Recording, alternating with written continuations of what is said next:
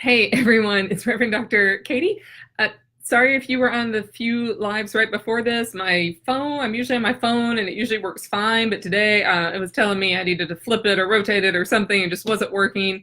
And so I decided to do this on my computer. Sometimes we have a few technical glitches with the sound. If that is happening, let me know. I'm going to go ahead and do this. And if we need to do another one later, if other questions come up, that's just fine. We'll do it then. So I am here today to talk about the Bible study we have coming up. So this Bible study is beginning on, make sure I get my date right, on August 6th. Monday, August 6th will be the debut. So let me tell you just a little bit about this. You can decide if it's for you or not. I'm anticipating lots of people joining in, which I'm really excited about. And so I think most of you know, but some of you may not, that I'm a New Testament scholar. And I find that there's a lot of questions about exactly what that means. So let me tell you what that means. That means that I write books and that I publish within the academic and scholarly community. I have peers who teach in seminaries and in colleges. I've done that myself in the past. I'm not doing that currently right now because I love all the work that I do with all of you so much. Some of you have asked about the book that I've written. I wrote a book about 1 Corinthians chapter 7. You're welcome to get that on Amazon. It's actually pretty affordable. So just want to lay the groundwork of that's what I know, that's what I've studied. I spent a long time studying that. I learned a lot of ancient and contemporary languages to be able to read the Bible. And so basically nuts and bolts of what it means to be a New Testament scholar, any kind of biblical scholar, is that you engage scripture, you ask, what did this mean in the ancient world? And that's its own kind of ball of wax. And then what does this mean now? I think both questions are equally important. And in our Bible study, we're going to be asking both of those questions. What did that mean? What does it mean now? What do I do with this in my own life? If it's not having personal relevance for you, then, I don't have a good ending to that. It needs to have personal relevance for you in your life now. And sometimes that relevance can be, well, gosh, that's really a fun, fascinating, puzzling scripture. Let's explore that. And then sometimes that can mean for your own life, gosh, that impacts me, hits me right in my heart. This helps me be a better follower of Jesus in some fashion. And we're going to explore that. And we certainly know as Christians and as we mature spiritually, that the way that happens over the course of our life changes as our life changes. And so we very much view scripture as being alive and present. So who is this Bible study for? This Bible study is for Christians who are interested in metaphysics. So whether you consider yourself highly metaphysical, someone who comes with a lot of experience in that realm, or whether you're someone who's here and you're kind of like, well, I know I'm a Christian and I think I might be metaphysical. How do I engage, scripture in that way? Then this is for both groups of people. It runs the spectrum. It runs the gamut. Whether you're here, wherever, everyone's welcome. All right. So if you're at all interested in that topic, then this Bible study is for you. It will begin on August 6th. We will take 6 weeks. So we'll have a different story or a different topic every week. You will have the chance to have some background information from me, because that's what I do with my degree. So I will give you some background information, but the point of this Bible study is not for me to tell you what to think or tell you what you should believe about a story or how the story should impact your life. It's really the opposite. This is an opportunity for you to tell me how you interact with the story. Now, I do not expect that the way you interact with the story will be the same at the end of the week that it was at the beginning of the week, because you're going to be listening to me, you're going to be listening to your peers, you're going to be doing your own studying and your own reflecting. At the end of the 6 weeks, I get the wonderful privilege of taking everything that you have said and written and spoken about the different passages that we've read and the entirety of the Bible study. And I will be putting that into an academic format.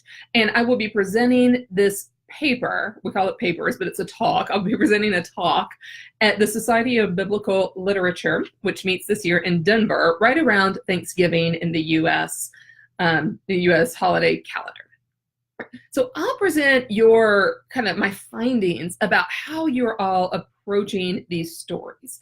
So that brings up a few questions that I want to address now. One is that you might be included in a published paper or published article, or maybe even a book at some point in time, where I'll use what we're doing here as the basis for something new, which is how do metaphysical Christians engage in scripture, especially scripture that seems puzzling, but also scripture that is really empowering for doing the kind of work that you are called to do in your everyday life. So the major thing I really want to emphasize about this is I will use your name if you want me to, if you have a great quote. I will also give you a pseudonym if you want, right? So that's totally up to you. You don't have to decide that right now. You can decide that at the end of the study. I'm going to get paperwork from everyone that just says, yes, use my first name, don't use my first name, no, hide who I am, obscure details about me. So if you're kind of like in the metaphysical closet, don't worry. I'll write it in such a way that no one will be able to identify you. I think most of you really won't care, right? Most of you will just say, use my first name, last initial, whatever it is. And this is pretty standard practice when we're working with kind of real people in real life doing this kind of work. So then second is I will be collating this and presenting this and formatting this in a very academic way. And so this won't be sort of a casual online, hey, this is what these people think. No, I'm actually going to be analyzing everything that you say in a really positive, forward momentum kind of way, so that we can kind of get a baseline, like this is where people begin, and then at the end of the study, this is where they are.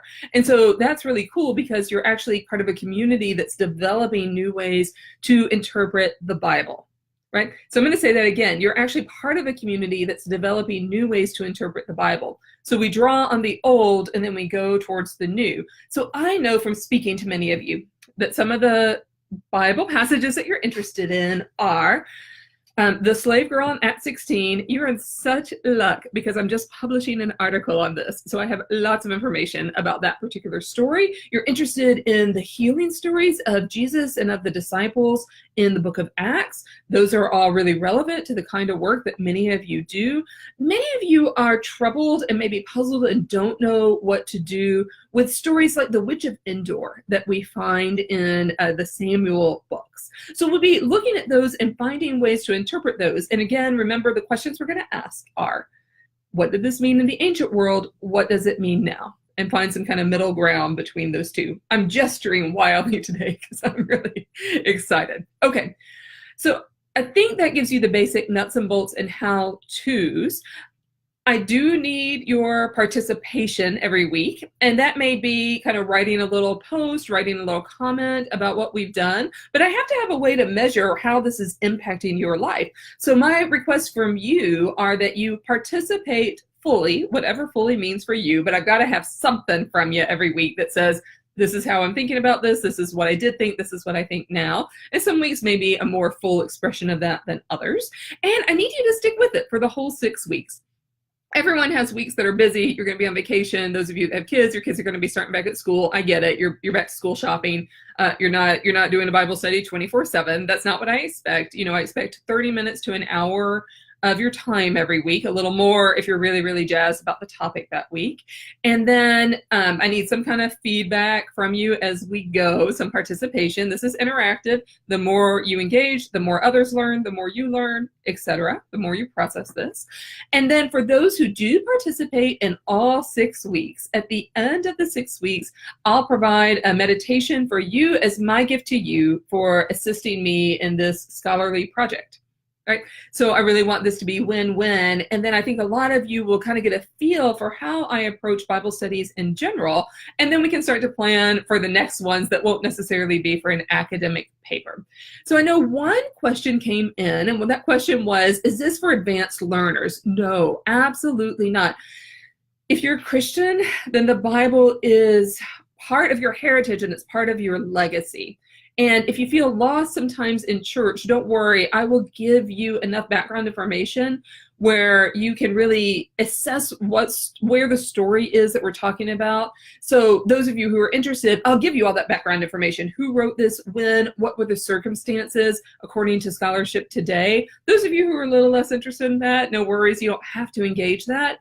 But you can also learn a lot of Bible 101 in this process. So that's not necessarily the goal of what we're doing, but it's a really, really great byproduct. So those of you who are in your head a lot like me, you're very logical, you want to proceed in order, we will definitely be able to do that.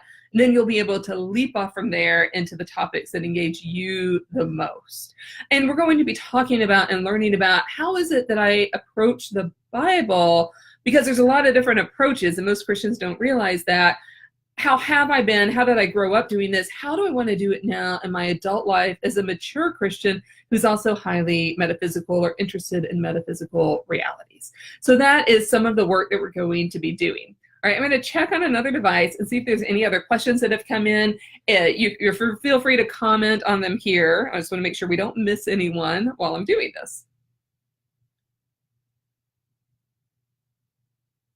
Okay, I don't think so. I think we're good. Okay, if you have any other questions, you can write them right below here. I will get to them later today. This is not the last time you're going to hear about this. I will post more and more. I will give you the link. So basically at this point, what I'm doing is collecting email addresses from people who are very interested. And then when we get closer to the launch date, I'll give you more specifics about exactly how this is going to look. But you'll log on to a website that I have and you'll find kind of all the stuff laid out there, and you'll be able to engage in discussion and in your own, tell me how you're approaching this particular story, how it's impacted your life positively or negatively. And then hopefully at the end of the study, we'll be able to transform any of that negativity into something that is life-giving for you now, right now in your life and in your Christian walk. Okay, so I think that's it, and I will answer any other questions. I'll put the link so you can sign up on your email if you want, and we'll see you soon. Bye-bye.